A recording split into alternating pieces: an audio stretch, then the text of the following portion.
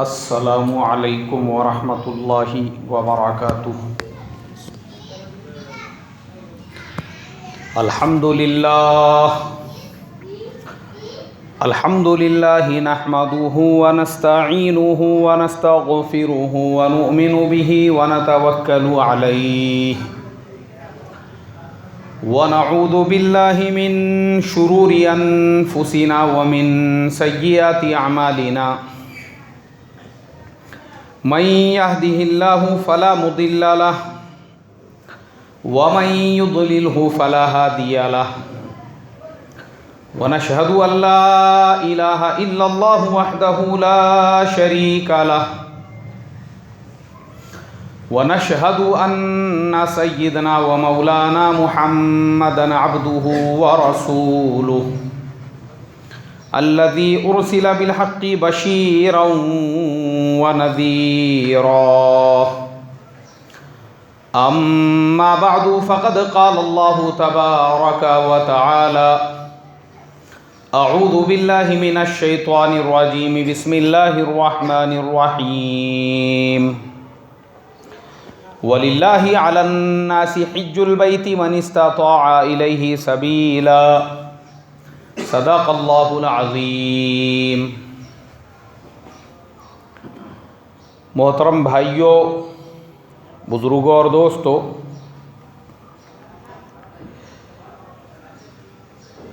حج کیسے کرے، آج اس کا 5واں حصہ ہے۔ ہم نے یہ سلسلہ اس لیے شروع کیا تاکہ ہمارے ملک سے لاکھوں روپے خرچہ کر کے جو لوگ حج کے لیے جاتے ہیں ان کو پوری ترتیب پتہ ہو حج کیسے کرنا چاہیے۔ تو الحمدللہ عمرہ کیسے کرنا چاہیے، سفر کیسے کرنا چاہیے، وہ ساری چیزیں ہمارے سامنے آ رہی ہے۔ آج کے جمعہ میں انشاءاللہ یہاں سے مکہ مکرمہ جانے کے بعد یا حج ہو گیا اس کے بعد آپ کے جو ایام ہوتے ہیں، جو خالی دنوں میں مکہ مکرمہ میں قیام ہوتا ہے، اس میں ہم نے کیا کرنا چاہیے، اس لیے کہ ہمارے ملک سے ابھی سے سلسلہ شروع ہو چکا ہے حاجیوں کے روانگی کا، اور حج کے جو ایام ہیں ان کو شروع ہونے میں تقریباً 20 دن باقی ہے۔ اب 20 دنوں تک مکہ مکرمہ میں کیا کریں گے، اس لیے کہ بعض اوقات ایسا بھی ہوتا ہے کہ مکہ مکرمہ میں ایک مہینہ رہنے کا وقت ملتا ہے، موقع ملتا ہے، تو وہ 1 مہینے کا جو وقت ہے وہ ہمارا مکہ مکرمہ میں کیسے گزرنا چاہیے۔ اور مدینہ بھی بھیجتے ہیں تو مدینہ میں 10 دن رہتے ہیں، لیکن مدینہ کے جو 10 دن ہیں اس کا میں آگے بیان کروں گا۔ لیکن آج انشاءاللہ آپ کا حج ہو جانے کے بعد یا حج ہونے سے پہلے جو آپ کے خالی دن ہیں مکہ مکرمہ میں وہ آپ کیسے گزاریں۔ آپ اپنے ملک سے کروڑوں روپے خرچہ کر کے، کیونکہ ہمارے ملک سے 1.5 سے 2 لاکھ حاجی ہر سال حج کے لیے جاتے ہیں۔ اب آپ اندازہ لگاؤ، اگر 3 لاکھ روپے بھی ایک حاجی کے پکڑے تو کتنے کروڑ روپے ہو رہے ہیں، کروڑوں کا خرچہ ہو رہا ہے حج کے اوپر۔ اور وہاں جانے کے بعد اگر ہمارا وقت جو مقصد کے لیے وہاں پر گئے اسے چھوڑ کر وہاں کے بڑے بڑے مال دیکھنے میں، وہاں کی بڑی بڑی عمارتیں دیکھنے میں، وہاں کے بازار دیکھنے میں، وہاں کے روڈ راستے دیکھنے میں، شاپنگ کرنے میں، کیونکہ میں نے دیکھا بہت سارے لوگ شاپنگ کے لیے مکہ سے جدہ جاتے ہیں اور دوسرے شہروں میں، تو اس میں اگر ہمارا وقت گزرے گا ہمارا فائدہ کیا ہے؟ جو ہم یہاں سے لاکھوں روپے خرچہ کر کے وہاں پہنچے، ہمارا وہاں جانے کا مقصد کیا ہے؟ مال وہاں سے بڑے بڑے ہمارے اپنے شہر میں ہیں، دکانیں وہاں سے بڑی بڑی ہمارے اپنے شہر میں ہے، شاپنگ سینٹر وہاں سے بڑے بڑے ہمارے اپنے شہر میں ہے۔ دنیا کا ایسا کوئی برانڈ ایسا کوئی پروڈکٹ نہیں ہے جو وہاں ملتا ہو اور وہ یہاں نہ ملے. ہر چیز جو وہاں ملتی ہے وہ ہمارے اپنے شہر میں بھی اویلیبل ہے. تو ہم جب یہاں سے جا رہے ہیں ہماری نیت پہلے ہی ہو کہ بھائی میں جو 1 مہینہ 20 دن 25 دن مکہ مکرمہ میں رہوں گا، میرا ایک ایک لمحہ، ایک ایک منٹ، ایک ایک سیکنڈ میں اس کو پورا اصول کروں گا. اور وہ اصول کب ہوگا؟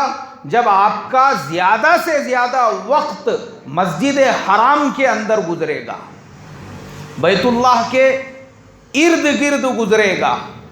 زیادہ سے زیادہ وقت آپ وہاں گئے اس لیے ہی ہے. آپ اگر وہاں 1 نماز پڑھو گے تو آپ کو 1,00,000 نمازوں کا ثواب ملے گا. اب ہمارے یہاں کے جو حاجی جاتے ہیں، اکثر جو حاجی ہوتے ہیں ان کو عزیزیہ میں رکھا جاتا ہے. عزیزیہ کہاں پر ہے؟ عزیزیہ تقریباً مسجد حرام یعنی بیت اللہ سے 10 سے 12 کلومیٹر کے دوری پر ہے. اب اس کے لیے بعض اوقات 2 بسیں بدل کر جانا پڑتا ہے اور کبھی ایک ہی بس میں آپ چلے جاتے ہو. اور بسوں کا سسٹم وہاں پر ایسا ہے کہ بسیں مفت ہوتی ہے لیکن اس میں اتنا ہجوم ہوتا ہے حد سے زیادہ. ابھی بس آئی نہیں آئی کہ لوگ اس کے اندر پوری طرح سے سوار ہو جاتے ہیں. اب بہت سارے ہمارے یہاں کے بوڑھے ہوتے ہیں، بزرگ ہوتے ہیں، معذور ہوتے ہیں، وہ بعض اوقات اندر داخل نہیں ہو سکتے، باہر نکل نہیں سکتے، ایسے بھی مسئلے ہوتے ہیں. تو ہوتا یہ ہے اکثر حاجی ہمارے جو عزیزیہ چلے گئے یا دوسرے دور ان کی بلڈنگ ہے تو وہ اللہ ان کو ہدایت عطا فرمائے اور ان کے حال پہ رحم فرمائے، وہ 8 دن اپنے بلڈنگوں میں پڑے ہوئے رہتے. 8 دن مست وہاں پہ کھانا پک رہا ہے، دونوں تینوں ٹائم کھا رہے ہیں، اور وہیں بازو میں کوئی مسجد ہے تو نماز پڑھنے کے لیے وہاں پہ چلے جا رہے. 3 دن ہو گئے، 8 دن ہو گئے، مسجد حرم شریف میں گئے ہی نہیں. تو بھائی ہم لوگ وہاں پہ کیا پکنک منانے کے لیے جا رہے ہیں یا وہاں پہ ہم لوگ انٹرٹینمنٹ کے لیے جا رہے ہیں کہ 15 دن اور 8 دن بلڈنگ میں پڑے ہوئے ہیں، دونوں تینوں ٹائم خالی کھا رہے پی رہے اور بس بستر پہ پڑے ہوئے ہیں؟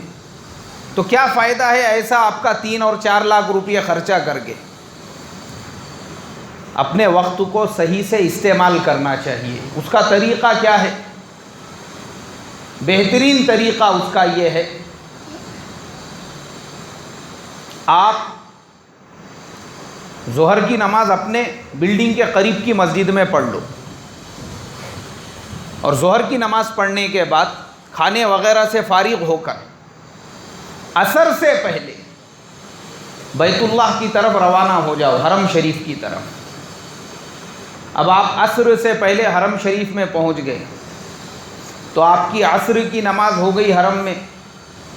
عصر کی نماز پڑھنے کے بعد مغرب تک کا جو وقت ہے وہ وقت میں آپ طواف کرو، اس لیے کہ سب سے بڑی عبادت وہاں پر جانے کے بعد وہ بیت اللہ کا طواف کرنا ہے. آپ اپنے ملک واپس آنے کے بعد ساری عبادتیں کر سکتے ہو، صدقہ بھی دے سکتے ہو، زکوٰۃ بھی دے سکتے ہو، نفل نمازیں بھی پڑھ سکتے ہو، روزہ رکھ سکتے ہو، سب کر سکتے ہیں، لیکن بیت اللہ کا طواف نہیں کر سکتے.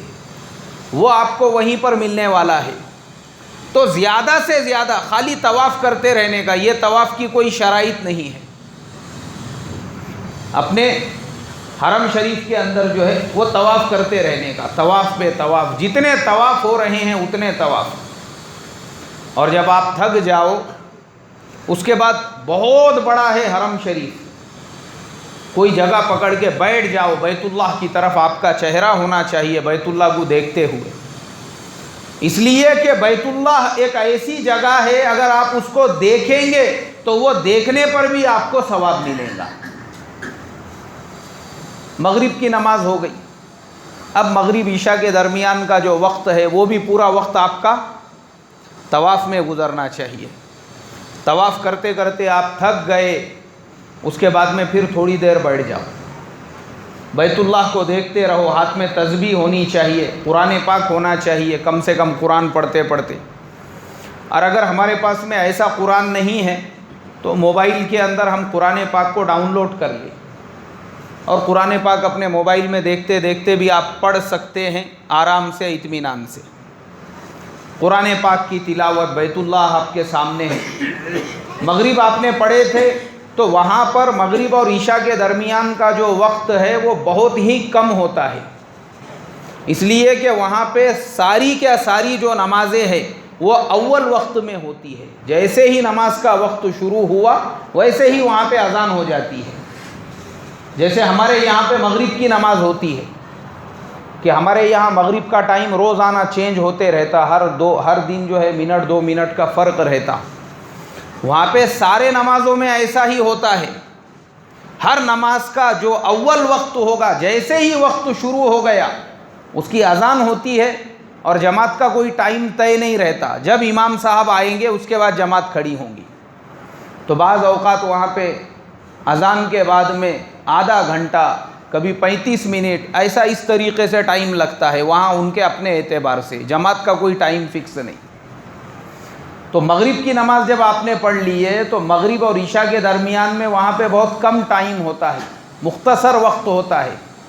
جیسے ہی عشاء کا وقت شروع ہو گیا ویسے ہی وہاں پہ کیا ہو جاتی ہے؟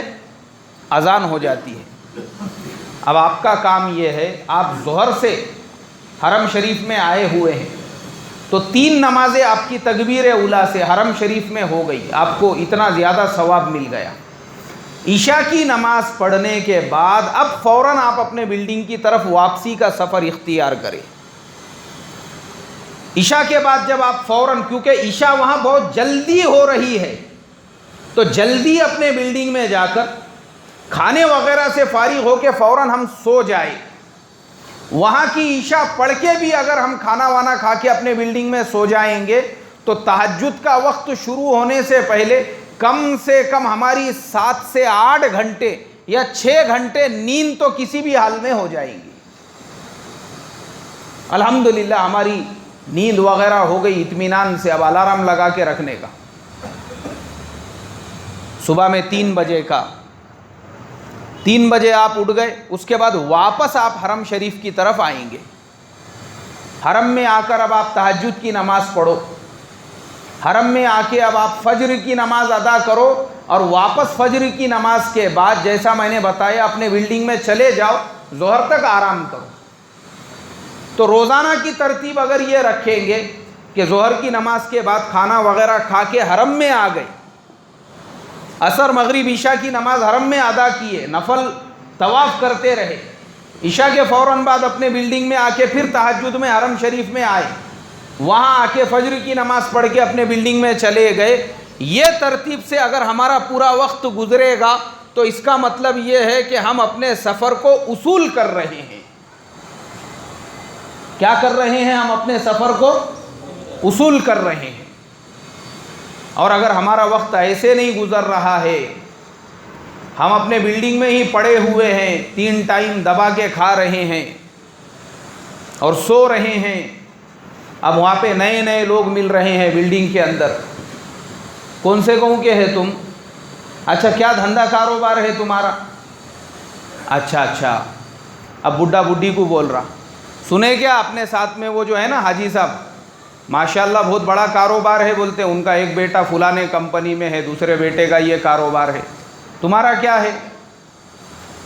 ہماری کھیتی باڑی ہے، ہمارا ایسا ہے، ہمارا ویسا ہے۔ اصل میں ہمارے جو دادا تھے نا وہ نظام صاحب کی گورنمنٹ کے اندر بہت بڑی پوسٹ کے اوپر تھے۔ اب اس نے شروع کرا اپنے دادا پر دادا کے قصے کہانیاں، دنیا کی باتیں ہو رہی ہے وہاں پہ پھیکم پھاک، یہ اپنی سنا رہا ہے، وہ اپنی سنا رہا ہے، اب وہی باتوں کے اندر وقت گزر رہا۔ حالانکہ وہ بھی یہاں پر جو آئے کائے کے لیے آئے ہوئے ہیں؟ حج کے لیے۔ آپ بھی کائے کے لیے گئے؟ حج کے لیے گئے۔ دنیا کی باتیں، ارے وہاں پہ آپ اس لیے گئے تاکہ آپ کے دل میں سے دنیا کی عظمت کم ہو جائے اور اللہ اور اس کے گھر کی عظمت آپ کے دل میں آئے، تو وہاں جا کے بھی وہی باتیں چل رہی ہے۔ اب بلڈنگ میں جن کے ساتھ میں ہیں انہوں نے ایک باکس لے کے آ گئے، کہاں سے لے کے آئے تم نے؟ بولے وہ بنگالی بازار نہیں ہے کیا، وہاں پہ ہم نے ہول سیل کے بھاؤ میں لے کر آئے۔ اچھا جب پتہ دو ہم کو لکھا کے۔ اب یہ بھی گئے دوسرے دن، پورا دن بھٹکتے رہے، ان کو دکان ہی نہیں ملی وہاں پہ۔ پھر رات کو آ کے ارے بولے ہم پورا دن بھٹکتے رہے، ہم کو ملی نہیں بولے وہ دکان۔ اب پورے بلڈنگ کے اندر سب لوگ جا کے ان کے کمرے میں پوچھ رہے ہیں کہاں سے لائے، کہاں سے لائے، کہاں سے لائے، کہاں سے لائے۔ اب حرم شریف میں وقت گزارنا چھوڑ کے ساری قوم بازار کی طرف، مال کی طرف ادھر ادھر اپنا وقت جو ہے وہ برباد کر رہی ہے۔ تو میں نے دیکھا ہوں، اللہ رحم فرمائے، ہمارے ہندوستان سے جانے والے جو حاجی ہے اکثر وقت ان کا یا تو بازاروں میں گزرتا ہے، سامان خریدنے کے چکر میں مالز کے اندر ادھر ادھر۔ ارے بھائی ہم 3-3.5 لاکھ روپیہ جو خرچہ کر کے گئے اللہ کی عبادت کرنے کے واسطے، اس لیے کہ ہر وہ چیز جو وہاں مل رہی ہے وہ آپ کو کہاں ملیں گی؟ ہمارے اپنے ملک کے اندر بھی ملیں گی۔ ہر چیز یہاں پہ بھی اویلیبل ہے، لیکن اللہ رحم فرمائے۔ اسی لیے مجھے وہ حدیث یاد آتی ہے اللہ کے نبی صلی اللہ علیہ وسلم کی، جس میں اللہ کے نبی صلی اللہ علیہ وسلم نے فرمایا کہ قیامت کے قریب میری امت کے جو بادشاہ ہے وہ گھمنڈ اور اکڑ کے لیے حج کریں گے، فخر کے لیے، اور میری امت کے جو علماء ہیں وہ کمپٹیشن، ریایا اور دکھاوے کے لیے حج کریں گے، اور میری امت کے جو درمیانہ طبقے کے لوگ ہیں وہ تجارت اور کاروبار کے لیے حج کریں گے، اور میری امت کے جو غریب اور فقیر لوگ ہیں وہ بھیک مانگنے کے لیے حج کریں گے۔ اب آج ہمارے زمانے میں وہی ہو چکا ہے، جو عمرہ ہے، عمرہ مطلب حکومت میں جو لوگ ہیں، جو بادشاہ ہے، ویسے لوگ کائے کے لیے حج کرتے ہیں؟ صرف دنیا کو یہ بتانے کے لیے کہ بھائی ان کا بھی حج ہو چکا ہے۔ ہمارے زمانے میں بہت سارے لوگ اہل علم میں سے بھی ایسے ہیں، وہ ہر سال حج کے لیے جا رہے ہیں، ریکارڈ بنانے کے لیے۔ فلاں محتمم صاحب کے 50 حج ہو گئے، 25 عمرے ہو گئے، 25 حج ہو گئے، 50 عمرے ہو گئے، خالی ریکارڈ بنانے کے لیے۔ اور درمیانہ طبقے کے جو لوگ ہیں اللہ حفاظت فرمائے، بہت سارے لوگ جو اللہ کے نبی نے فرمایا وہ تجارت کے لیے یہاں سے کچھ سامان وہاں پہ لے کر چلے گئے، وہاں لے جا کے بیچ دیے، وہاں سے آتے آتے سونا، دنیا کی دوسری چیزیں اس کو کھجور کے بیچ میں رکھ کے لے کر آ رہے ہیں تاکہ کسٹم والوں نے دیکھنا نہیں۔ تو مجھے آپ بتاؤ، اللہ کے نبی 1450 سال پہلے جو بتا کر چلے گئے، آپ اللہ کے نبی کی وہ حدیث کو صحیح کر رہے ہو یا نہیں کر رہے ہو؟ تجارت ہو رہی ہے، اور ہوتا یہ ہے حاجی صاحب ہے، حاجی صاحب ہے، حاجی صاحب ہے، تو وہ بیچارے ایئرپورٹ پہ جو کسٹم کے لوگ ہوتے ہیں وہ سامان نہیں چیک کرتے ہیں، حاجیوں کا سامان چیک ہی نہیں ہوتا۔ آپ کیا لا رہے ہو، کیا لے جا رہے ہو، وہ بھی آپ کو اللہ کے بھروسے پہ چھوڑتے ہیں، حالانکہ بیچارے غیر ایمان والے ہیں۔ کون ہے وہ لوگ؟ غیر ایمان والے ہیں، ان کے پاس میں ایمان نہیں ہے، لیکن وہ اتنا احترام کرتے ہیں حاجیوں کا۔ ارے بابا تے جے ہچے جے لوگ آہت نا سوڑا سوڑا تیانا جاؤ دیا، ان سے پوچھتے بھی نہیں۔ میں میری آنکھوں کی دیکھی ہوئی بات بتا رہا ہوں آپ کو۔ پھر میں نے تحقیقات کیا تو پتہ چلا کہ جو حاجی لوگ آتے ہیں ان کے سامان میں کی کسٹم میں چیکنگ نہیں ہوتی ہے۔ تو اللہ رحم کرے، ہمارے حاجی صاحب کھجور کے بیچ میں ایسے بڑے بڑے سونے کے ڈلے ڈال کے لے کر آ رہے ہیں۔ کیوں نہیں؟ کوئی پوچھتا نہیں، بولے ایئرپورٹ کے اوپر تو دھندا بنا لیے۔ جو اللہ کے نبی نے فرمایا کہ قیامت کے قریب میرے امت کے جو درمیانہ طبقے کے لوگ ہیں وہ حج کریں گے ہی اس لیے تاکہ حج کے ذریعے سے تجارت اور کاروبار کر سکے۔ اور بہت سارے لوگ وہ حج کا ویزا لے کے وہاں پہ جاتے ہیں۔ اب ہمارے انڈیا والوں کو تو اسپیشل حج کا ویزا ملتا ہے چونکہ ہم لوگ حج کمیٹی سے جاتے ہیں، لیکن جو لوگ پرائیویٹ میں جاتے ہیں ان کو 6 مہینے کا ویزا ملتا ہے۔ اس کے علاوہ بہت سارے لوگ دوسرے ملکوں سے جو آتے ہیں، ان کے ملکوں میں کمیٹی ومیٹی کچھ نہیں ہے، اپنا سیپریٹ ویزا لے کے حج کے لیے آنا پڑتا ہے، تو وہ لوگوں کو بھی 6 مہینے کا 8 مہینے کا ویزا ملتا ہے۔ اب ایسے بہت سارے لوگ آپ کو ملیں گے، وہ حج کا ویزا لے کے وہاں پہ آتے ہیں اور وہاں آنے کے بعد میں جو ہے تجارت شروع کر دیتے ہیں۔ کسی نے فٹ پاتھ پہ کوئی سامان لے کے کھڑے ہو گیا، 5 ریال 5 ریال 5 ریال مطلب، اور وہ ہندی بھی سیکھ لیتے ہیں۔ ہمارے انڈیا کا کوئی دکھا پائجامہ کرتا، یہ خالی انڈیا کے لوگ پہنتے ہیں، یاد رکھو آپ۔ تو ہمارا یہ جو پائجامہ کرتا کسی کے آنگ میں دکھا تو دیکھتے جو وہ بولتے بھائی صاحب 5 روپیہ، بھائی صاحب 5 ریال 5 ریال، بھائی صاحب، ان کو بھی بھائی صاحب بولنا آ جاتا ہے۔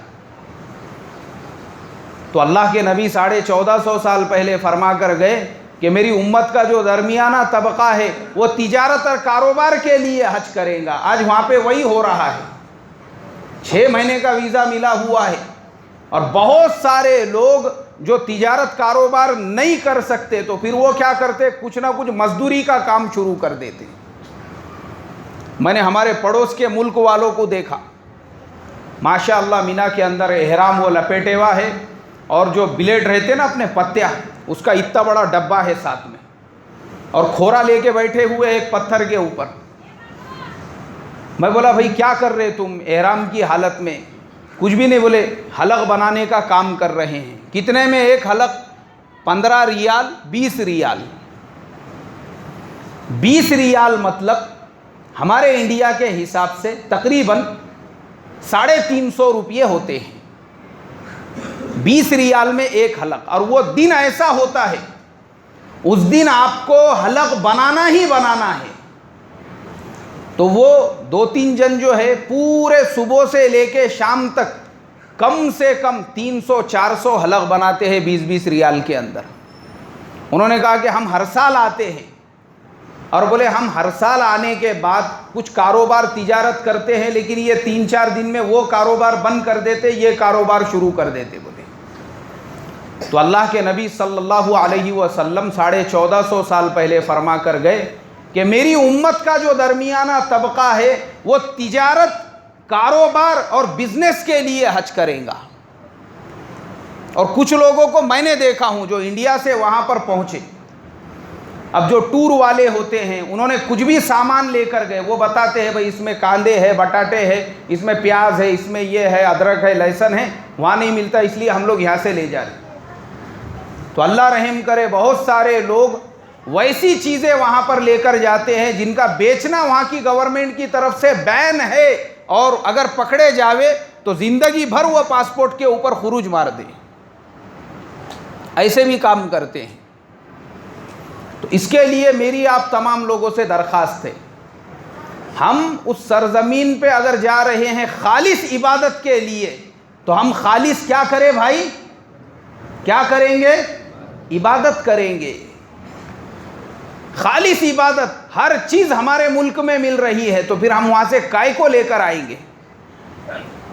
ایک حاجی صاحب کو ملنے کے لیے گیا میں، حج سے آئے وہ، آنے کے بعد تو ان کا بکریوں کا ریوڑ تھا، ان کے آنگن میں پورے بکریوں کے جو لینڈیا رہتے نا، پورے لینڈیا بھرے ہوئے پورے آنگن کے اندر۔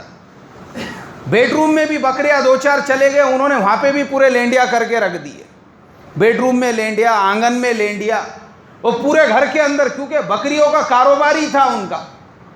بیٹھے ہم لوگ، میں بولا حاجی صاحب کیا لے کر آئے وہاں سے؟ بولے میں نے جو ہے نا جھاڑو مارنے کی مشین لے کے آیا بولے وہاں سے۔ میں بولا وہ کائے کے لیے لائے؟ کچھ نہیں، سستے میں مل رہی تھی بولے، ہمارے روم میں سب لوگوں نے لیے تو میں نے بھی لے لیا بولے ایک۔ میں نے کہا وہ جو مشین رہتی نا وہ کس کے لیے رہتی؟ جن کے گھروں میں ٹائلز لگا ہوا ہے، ایک دم جو باریک باریک دھول آ جاتی، یا جیسا ہمارے مسجد میں قالین بچھا ہوا ہے اس پہ جو دھول آ جاتی، وہ اس کو صاف کرنے کے لیے، اس پہ ایسا تم صاف کریں گے تو وہ قالین میں کی، صوفے میں کی، جو فرش پہ کی دھول ہے وہ اس کے اندر جائے گی۔ اب تمہارے گھر میں لینڈیوں کا پورا ڈھگار لگا ہوا ہے، رگڑو اس کے اوپر مشین سے، دیکھو اب کتنی صفائی ہوتی، تو آنگن میں جو خالہ نے لیپے ہوا ہے نا گوبر سے، وہ پورا اکھڑ جائیں گا اس کے اندر۔ یہ ہمارا حال ہے، تو اس کے لیے وہاں سے کچھ لے کر مت آؤ۔ ہر چیز ہمارے ملک میں مل رہی ہے، جو اپنے کو نہیں سمجھتا اس نے لیا تو میں نے بھی لیا بولے، ایسا مت کرو۔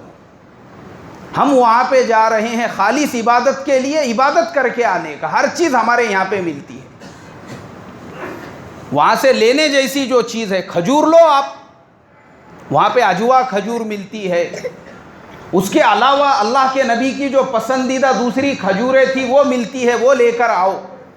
بچوں کو پہننے کے جو جبے ہوتے ہیں وہ لے کر آؤ، اپنے دوستوں کو ہدیے میں دینے کے لیے جبہ لا سکتے ہیں، رومال لا سکتے ہیں، جا نماز ہے، تسبیح ہے، یعنی ہدیے تحفے میں دینے کے لیے اگر آپ لا رہے ہیں منع نہیں ہے۔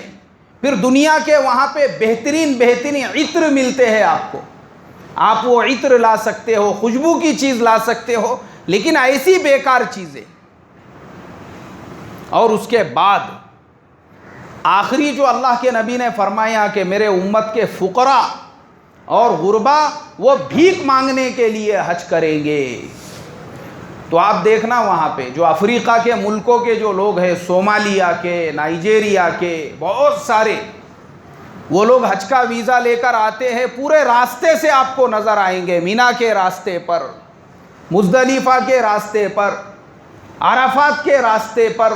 تو اللہ کے نبی 1450 سال پہلے بتلا کر گئے، اس لیے ہم اپنا حج خالص عبادت کے لیے کرے، ان کسی بھی کیٹیگری میں ہمارا نام نہیں آنا چاہیے۔ تو میں نے جو ترتیب بتایا، ظہر کے بعد حرم شریف میں پہنچ کر عصر مغرب عشاء پڑھ کے فوراً آ کے پھر تہجد میں وہاں جا کر زیادہ سے زیادہ طواف کرنے کا۔ اب اس کے بعد نفل عمرے، نفل عمرہ یعنی مسجد عائشہ وہاں سے قریب ہی ہے، اپنے بلڈنگ سے غسل کر لیے، احرام باندھ لیے، حرم شریف پہنچ گئے۔ حرم شریف کے بازو میں ہی ایک گورنمنٹ کا بس اسٹینڈ بنا ہوا ہے، وہاں سے 2 ریال میں وہ لوگ مسجد عائشہ لے کر جاتے ہیں۔ مسجد عائشہ جانے کا، وہاں پہ 2 رکعت نماز پڑھ کر عمرے کی نیت کرنے کا، اس کے بعد پھر حرم شریف میں آ کر جس طریقے سے میں نے عمرے کا پورا مکمل طریقہ اس سے پہلے جمعہ کے اندر بیان کیا تھا، اس ترتیب کے ساتھ عمرہ پورا کر لینے کا۔ تو یہ ترتیب کے ساتھ آپ کتنے بھی عمرے کر سکتے ہو، روزانہ ایک عمرہ کرو اپنے مرحومین کے نام سے۔ ایک عمرہ کیے اس کا ثواب دادا کو، ایک عمرہ کیے اس کا ثواب دادی کو، ایک عمرہ کیے اس کا ثواب نانا کو، ایک عمرہ کیے جو مرحومین ہیں اپنے، جو بھی رشتہ داروں میں، خاندان میں جو جو اپنے کو یاد ہے، سارے مرحومین کے نام سے عمرے کرو۔ ایک دم آسان ہے، کچھ کرنے کی ضرورت نہیں۔ مسجد عائشہ روز اس ترتیب سے جو ہے ہم عمرہ کر سکتے ہیں۔ تو ہمارے نفل عمرے زیادہ سے زیادہ ہونا چاہیے، اور رات کا وقت یہ عمرہ کرنے کے لیے سب سے بہترین وقت ہے۔ رات کے وقت میں اگر آپ جائیں گے اور آئیں گے اور پھر طواف کریں گے، اور اس کے بعد میں جو ہے صفا مروہ کی سعی کر کے پھر حلق بناؤں گے، تو آپ کو زیادہ رش نہیں ملے گا، آرام سے اطمینان سے سارے ارکان آپ کے مکمل ہوں گے۔ پھر آپ مکہ مکرمہ میں ہیں، تو مکہ مکرمہ کے اندر بہت ساری تاریخی چیزیں ہیں۔ صفا مروہ سے تھوڑا آگے گئے تو جنت المعلی جو قبرستان ہے، ماں خدیجۃ الکبریٰ رضی اللہ تعالی عنہا کی اس میں قبر ہے، اس کی زیارت کریں۔ پھر حرم شریف کے بالکل پیچھے سے جبل نور، جہاں پہ غار ہیرا ہے، وہاں پہ لے کر جاتے ہیں۔ اللہ کے پیارے نبی صلی اللہ علیہ وسلم پہ پہلی وحی جو نازل ہوئی اسی غار ہیرا میں، غار ہیرا کی ہم لوگ جا کے زیارت کریں۔ اس کے بعد پھر غار ثور، اللہ کے پیارے نبی صلی اللہ علیہ وسلم نے مکہ سے مدینے کی جو ہجرت فرمائی تھی، غار ثور میں آپ نے 3 دن قیام کیا تھا۔ غار ثور کی ہم لوگ جا کر زیارت کریں۔ بیت اللہ کے پیچھے اللہ کے پیارے نبی صلی اللہ علیہ وسلم نے فتح مکہ کے بعد ایک سفید رنگ کا جو جھنڈا تھا اس کو وہاں پہ گاڑ دیا تھا۔ آج وہاں پہ بھی ایک مسجد بنی ہوئی ہے، اس کو مسجد رائیہ کہتے ہیں۔ اس مسجد کے اندر بھی ہم 2 رکعت نماز ادا کریں، اس لیے کہ پورا جو مکہ مکرمہ ہے وہ ہمارے پیارے نبی صلی اللہ علیہ وسلم کے زندگی کی تاریخ سے بھرا ہوا ہے۔ حرم شریف کے پاس سے پھر ٹیکسیاں جو ہے وہ اللہ کے نبی کے زمانے میں جو غزوات ہوئے تھے، حدیبیہ کا جو واقعہ اور صلح نامہ لکھا گیا تھا وہ بالکل مکہ مکرمہ سے قریب ہے۔ وہاں پہ ایک مسجد بنی ہوئی ہے، ہم حدیبیہ کے میدان میں جا کر اس مسجد میں بھی 2 رکعت نماز ادا کریں اللہ کے نبی کی سنت زندہ کرنے کے لیے۔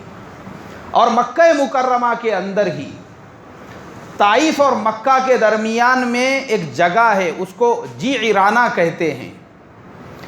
ایک عمرہ ہمارا کسی بھی حال میں وہاں سے ہونا چاہیے، وہ بھی اللہ کے نبی صلی اللہ علیہ وسلم کی سنت ہے۔ جعرانہ جو ہے جنگ حنین کے بعد، غزوہ حنین کے بعد جب آپ مکے کی طرف واپس جا رہے تھے تو جو غزوہ حنین کے شہداء تھے ان کو وہاں پہ دفن کیا ہوا ہے، چھوٹا سا قبرستان ہے، ان کی بھی ہم زیارت کریں۔ اور ایک مسجد ہے، اللہ کے نبی نے وہاں سے عمرے کا احرام باندھا تھا، اس لیے علماء فرماتے ہیں کہ ہمارا ایک عمرہ جعرانہ سے ہونا چاہیے تاکہ ہم اللہ کے نبی کی اس سنت کو بھی زندہ کر سکیں۔ تو جعرانہ سے بھی ہم ایک عمرہ کسی بھی حال میں کرنے کی فکر کریں، کوشش کریں۔ اور اس کے علاوہ مکہ مکرمہ کے اندر ایک میوزیم بنا ہوا ہے، اس میوزیم کے اندر صحابہ اکرام کے زمانے کی چیزیں اور ان سے پہلے مکے میں جو لوگ رہتے تھے ان کے زندگی کے حالات کیسے تھے۔ تو مکے میں جب ہمارا قیام 1 مہینہ 25 دن، تو یہ ساری چیزوں کی ہم ضرور ایک مرتبہ زیارت کریں تاکہ ہم کو ہماری تاریخ پتہ چل سکے۔ سالوں سے ہم لوگ فضائل اعمال کے اندر اور علماء کے بیانات میں واقعات سنتے ہیں صحابہ کے اور اللہ کے نبی کے اور فتح مکہ کا اور صلح حدیبیہ کا، یہ کہاں کہاں پہ ہوا تھا، تو کم سے کم ہم کو اس کی زیارت تو ہوگی، کریں گے نا بھائی انشاءاللہ۔ نیت کرو تو اللہ تبارک و تعالی ہم سب کو قبول کرے گا، کریں گے نیت انشاءاللہ۔ ابھی اگلے جمعہ کو پھر مکے سے جب حاجی مدینہ چلے جاتے ہیں تو زیارت مدینہ، وہاں پہ ہمارا حاجی کس طریقے سے رہے اور کس طریقے سے زیارت کرے، اور اللہ کے نبی صلی اللہ علیہ وسلم کے روضے پر حاضر ہو تو وہاں پہ کیسے درود سلام پڑھے، اس کے بارے میں تفصیل سے بیان ہوں گا۔ اللہ مجھے آپ کو عمل کی توفیق عطا فرمائے، جن کی سنت باقی ہے وہ پڑھ لیں۔